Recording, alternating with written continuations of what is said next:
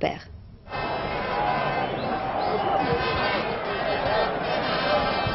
Mesdames, Mesdemoiselles, Messieurs, bonsoir. Ici en effet le stade Louis II à Monaco, où nous sommes très heureux, Pierre Badel, Bernard Père et moi-même, de vous accueillir pour ce match retour comptant pour le premier tour de la Coupe d'Europe des vainqueurs de coupe. Et je crois que avant que ne commence cette partie, il faut dire que si elle vous est retransmise ce soir, eh bien c'est grâce à la bonne volonté de tous. D'abord du président Rocher de Saint-Étienne, du docteur Campora, le président de l'association sportive de Monaco, et aussi du président Ulrich, le président d'Antenne 2.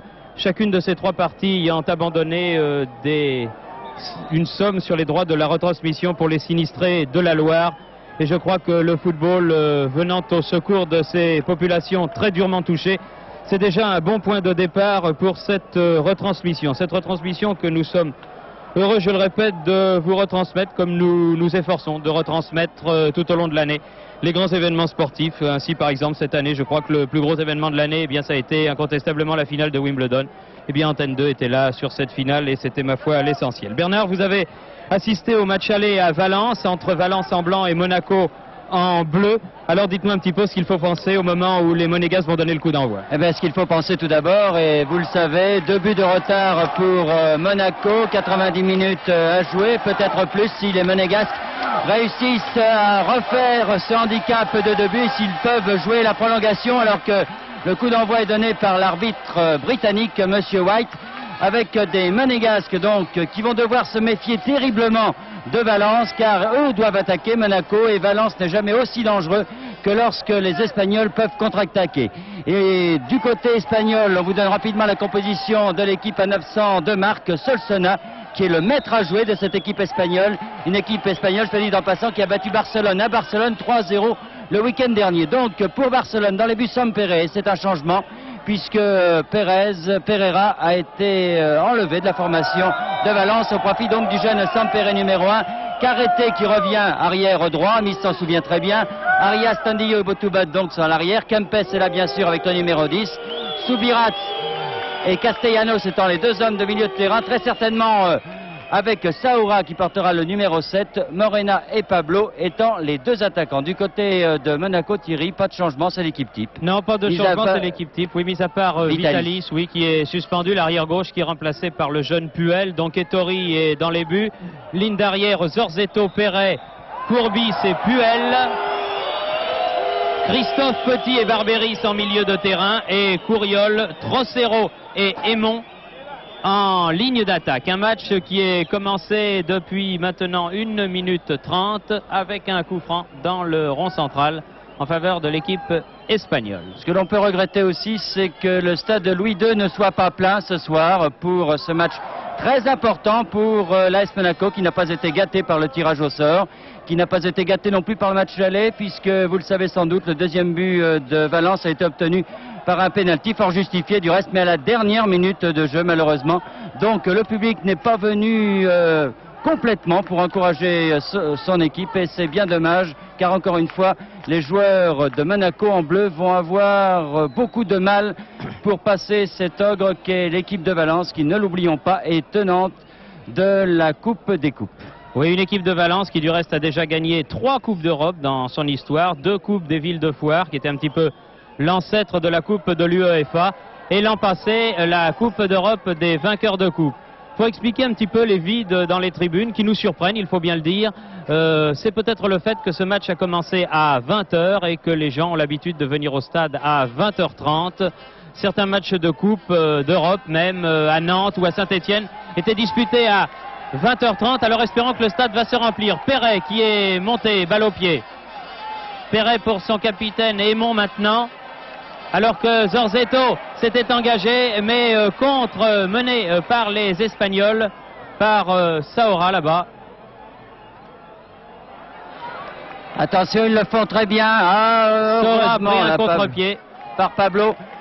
Il faut, c'est peut-être un peu, selon vont devoir se méfier les Monégasques, et peut-être pratiquer avec des ballons comme celui-ci qui était adressé à Trocero. Encore une fois, il faut que les Monégasques attaquent, qu'ils prennent à la gorge cette équipe de Valence et qu'ils se méfient terriblement des contres. Alors ils sont un peu entre deux chaises, c'est difficile, Mais vous savez, en football, rien n'est impossible et Monaco sait que de toute façon, il faut jouer cette carte à fond pour ne pas avoir de regrets. Saora aux prises là avec Christophe. L'arbitre avait laissé jouer. Une faute là de Saora et de Castellanos sur l'avant-centre monégasque. Trossero et coup franc joué rapidement. Jean Petit, Trossero contré Castellanos, Didier Christophe. Coup de tête de Arias, coup de tête de Zorzetto. Arias à nouveau. Directement sur Perret. Couriol. Ah non, mésentente entre Couriol et Zorzetto qui était monté. Et Kempes touche là un de ses premiers ballons. Ah, il est certain que les Monégasques doivent emballer le match. Quand on joue vite, on fait des erreurs. Il faut qu'ils retrouvent le jeu qui était le leur et qu'ils ont perdu peut-être ces dernières semaines. Les Monégasques, c'est savoir un jeu rapide, précis, fait de 1-2 avec Barberis et Petit et les attaquants. Et c'est à cette condition-là seulement que Monaco peut espérer s'en sortir. Mais encore une fois, de toute façon, éviter d'encaisser un but. Car là, ce but serait mortel. Ce but serait tout à fait mortel. Ce but les condamnerait pratiquement à mort. Alors que Didier Christophe, là, attaque. Il est à 20 mètres du but, contré par Kempes. Jean Petit, un dribble magnifique de Jean Petit. Barberis dans la surface de réparation. Et une balle qui ne sort pas. Elle n'est pas perdue, cette balle. Couriol et long dégagement de l'arrière gauche, botte ou botte, qui envoie la balle dans les tribunes. Très bon mouvement monégasque là. Oui, très bon mouvement monégasque, mais Trossero aurait peut-être dû jouer plus avec Petit qu'avec Barberis, qui était dans un angle plus fermé. Mais enfin, l'action était très bonne et vous voyez que cette défense de Valence est passable, comme les Nantais l'avaient prouvé du reste l'année dernière à Nantes, où ils avaient su se créer de très nombreuses occasions. Couriol dans ses œuvres encore sur la droite. Et une balle qui est prise du bout des doigts par le jeune gardien Sampere. Sampere qui a fait des débuts remarqués dans l'équipe de Valence à Barcelone en championnat dimanche dernier. Vous savez que Valence s'est imposé à Barcelone 3-0 et c'est la raison pour laquelle l'entraîneur de cette équipe de Valence a préféré laisser dans les buts ce jeune joueur plutôt que le gardien titulaire qui avait fait toute la campagne européenne de l'année dernière, qui est ce soir sur le banc des remplaçants. Vous serez peut-être étonné également de ne pas trouver les plans fouillés qu'a l'habitude de vous proposer Pierre Badel, mais ce brave Pierre ne dispose que de 2 caméras ce soir. Il y a eu quelques petits problèmes et on n'est pas sûr de pouvoir utiliser le ralenti. Vous voyez que du côté caméra télévision des problèmes. Espérons que Monaco n'en aura beaucoup moins. Courbis, Couriol, Barberis, Castellanos, coup de tête, Pablo, bien contré là par Zorzetto, Couriol, Puel, Barberis, Puel, Christophe, Puel, Couriol, la balle n'est pas sortie, Albert Raymond. Et but réussi par Jean Petit. But marqué par Jean Petit, comme c'est bien joué. Super, vous avez vu ce débordement d'Aymon, Trossero qui a remarquablement bien joué le coup au centre. Et Jean Petit qui marque le premier but. C'est ce qui pouvait arriver de mieux à l'AS Monaco. Car marquer ce but à la 8e minute, nous revoyons l'action. Eh bien, les ralentis est avec nous pour ce but monégasque. Avec Aymon ici qui déborde très bien, qui centre tout de suite, qui ne poursuit pas trop son action. Un ballon qui est contré, freiné. Et regardez bien le jeu de Trossero, qui laisse passer intelligemment ce ballon. Jean Petit est à la réception, point de pénalty. Et voilà, Sampere ne peut absolument rien. Et Monaco marque ce but comme il le fallait. À la 7e minute de la partie, Jean Petit ouvre donc la marque pour l'AS Monaco. Un but absolument magnifique dans sa conception. Et voyez-vous, avant la rencontre, en regardant les Espagnols dans les vestiaires, on s'apercevait qu'ils étaient très décontractés, très sûrs d'eux, c'est normal, c'est une grande équipe. Mais là, ils vont peut-être commencer à douter, car prendre un but d'entrée, c'est toujours très mauvais dans ces matchs de Coupe d'Europe. Et cela, au contraire, peut donner un moral tout neuf, si besoin était, à cette équipe de Monaco. Mais en tout cas, très très bonne action de la ligne d'attaque de Monégasque. Ah oui, une belle action collective dans laquelle on a retrouvé Couriol, Aymon, Trossero et Jean Petit à la conclusion. Le capitaine de cette équipe qui a donné l'exemple en marquant dès la 7e minute de la partie. Vraiment, le match ne pouvait pas mieux débuter en faisant les petits pronostics que font toujours les journalistes en début de match avec Bernard. On se disait un premier but monégasque vers la 21e minute, ça serait bien. Eh bien, les Monégasques nous ont pris de vitesse. Il ne faut pas s'affoler maintenant. La moitié du chemin est fait. Et une faute là de Barberis vaut un coup franc à l'équipe de Valence. Coup franc qui va être tiré par l'arrière droit numéro 2, Carreté. Carreté qui est un arrière rugueux, surtout à la maison. Et qui se lance un peu moins, évidemment, dans des actions litigieuses lorsqu'il est loin de ses bases. Jean Petit. Puel. Petit, qui en veut terriblement, Petit. La balle n'est pas sortie, encore une fois. Barberis, cette fois-ci, la touche est pour les Bleus de Monaco. Le ballon poussé par Castellanos, Didier Christophe. Longue ouverture là-bas vers Zorzetto, s'il arrive à temps. Non, Arias arrive le premier sur ce ballon. Une balle qui sort en sortie de but et qui va permettre au gardien Sampere de dégager avec l'aide de Arias. Et bien voilà un match qui est bien parti. Ah oui, bien lancé comme il le fallait pour les Monégasques. Les Monégasques qui pensaient beaucoup à cette Coupe d'Europe, peut-être trop, c'est pourquoi... Ils ont eu quelques résultats assez moyens en championnat ces dernières semaines. Mais là, ils ont, semble-t-il, retrouvé tout l'allant. On les disait fatigués, à tel point que Gérard Banide avait mis au repos Courbis, Petit et Barberis pour les derniers matchs de championnat à Laval. Et là, on les retrouve terriblement fringants et terriblement enthousiastes. Albert Aymon, une balle destinée à Jean Petit. Barberis. Bien fait ça, Barberis, Christophe. Aymon, Puel. Petit, Barberis, comme c'est bien fait. Ah là là là. Quelle belle action encore, belle action collective de l'attaque de Monaco. Tout à fait remarquable, du bon football vraiment. Ah, comme savent le jouer les Monégasques quand ils sont en forme. Et il faut vraiment, encore une fois, on se répète peut-être, mais il faut absolument que les Monégasques soient au top niveau s'ils veulent se qualifier pour ce deuxième tour de la Coupe d'Europe. Et vraiment, ce serait un exploit absolument remarquable si les Monégasques réussissaient à éliminer cette équipe de Valence qui n'est pas n'importe qui. Non, qui n'est pas n'importe qui. Les joueurs de Valence, Bernard, sont actuellement deuxième du championnat d'Espagne à 2 points de Saragosse, le surprenant leader du moment. Et surtout cette équipe de Valence, et ne l'oublions pas, tenant de cette Coupe d'Europe des vainqueurs de coupe. Roland Courbis a cherché Barberis, il l'a trouvé finalement. Trossero, il tient bien debout, Trossero. Puel, venu épauler ses attaquants. Christophe, Couriol, Pablo, contre des Monégasques qui ont eu 2 balles favorables. Kempes dépossédé du ballon par Christophe dans les 16 mètres. Christophe et corner. Bien joué Christophe là, qui a pris le ballon dans les pieds à Kempes et qui a failli aller au but. Ah, ils les prennent véritablement à la gorge. Là, les Espagnols sont en train de perdre leur football. Et c'est peut-être le chaos que recherche en ce segment Monaco. Et ils sont en passe de le trouver car les Espagnols souffrent terriblement en défense. Couriol a tapé le corner, dégagement de Pablo. Zorzetto pour Couriol. Couriol face à Botoubot. Recorner. Recorner pour Couriol.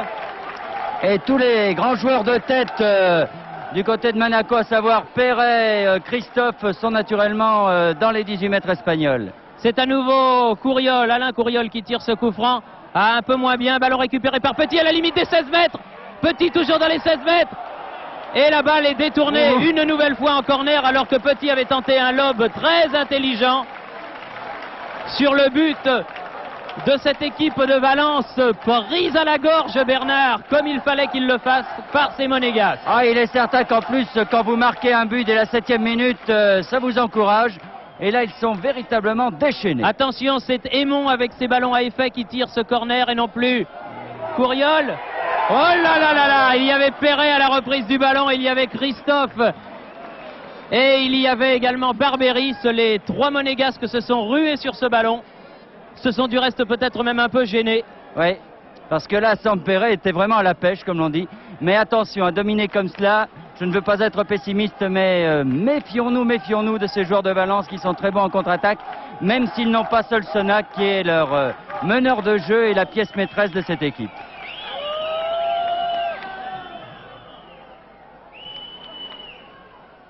Pablo, Kempes, Pablo, Zorzetto, aux prises avec Morena, Aymon, Couriol, faute de Kempes. Oh. Ah oui. Oui, Kempes qui s'est aidé du postérieur. Là, monsieur White, vous auriez dû siffler. Ah, il a joué d'abord l'homme et ensuite le ballon.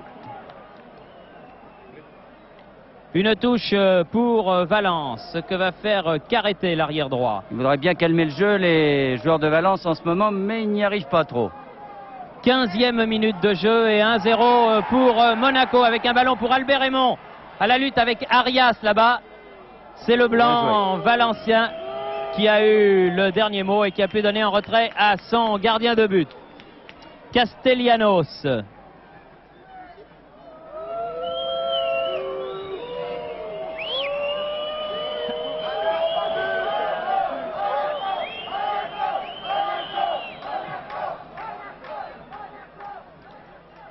Zorzetto de la tête, Couriol. C'était un peu aidé du bras, Zorzetto, sur Pablo, et l'arbitre n'a pas sifflé. Arias.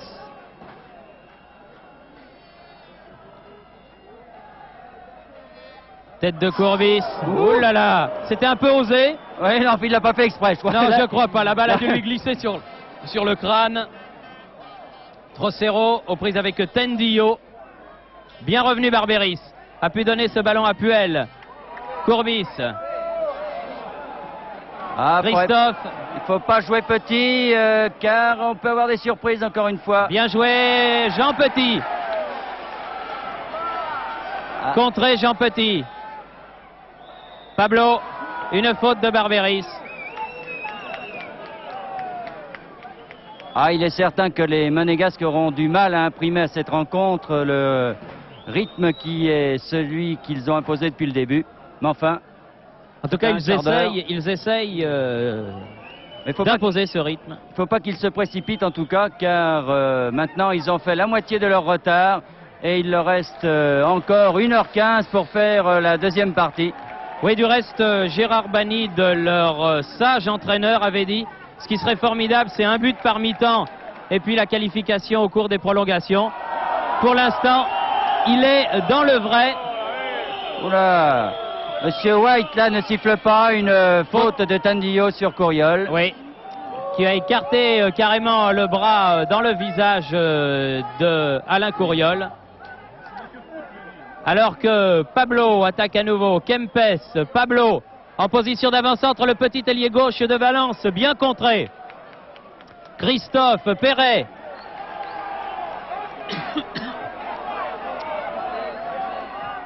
Renverse le jeu, Zorzetto. Les Monégasques dans le camp de Valence pour Couriol. Centre en retrait. Oh là là, très belle intervention de Sampere, le gardien de but de Valence. Car Jean Petit était encore à la réception de ce centre. Il a bien anticipé, il a tenté l'interception qu'il a réussi. Si Couriol avait tiré, il aurait été un peu gêné. Mais là, bien bonne anticipation de Sampere. Soubirats. Mais en tout cas, on a vu sur cette action de Couriol que les attaquants monégasques peuvent passer. Ce qui avait été naturellement rarement le cas à Valence au match aller. Roland Courbis, Perret, Jacques Perret, l'ancien joueur de Laval, venu à Monaco cette saison pour remplacer Bernard Gardon. Puel, Aymon, Barberis aux prises avec Castellanos. Ah, il n'avait pas trouvé là Aymon. Et c'est au contraire Saora qui repart en contre-attaque. Bonne intervention de Christophe, encore une fois, qui freine ce ballon. Christophe qui fait un travail considérable dans cette équipe de Monaco, on ne le dira jamais assez. Et devant les yeux de Michel Hidalgo qui est venu assister à cette rencontre et qui doit donner demain la liste des joueurs qui seront sélectionnés pour le match contre Chypre de la semaine prochaine que vous pourrez suivre en direct sur Antenne 2 le samedi 11 octobre. Premier match donc de la Coupe du Monde contre Chypre. Oui, match qui aura lieu à 14 h, je vous le précise tout de suite, heure française, de façon à ce que vous puissiez vous préparer pour passer ce début d'après-midi du samedi sur Antenne 2. Comme vous avez pris l'habitude de le faire lorsqu'il s'agit de voir un événement sportif d'importance et plus particulièrement un événement de football. Courbis. Bien joué Victor Oscar Trocero. Puel. Ah, un petit peu accroché Puel, mais il avait perdu le ballon. Ballon qu'il aurait souhaité donner à Couriol. En tout cas, ils occupent bien le terrain les Monégasques, dans la mesure où ils essayent de passer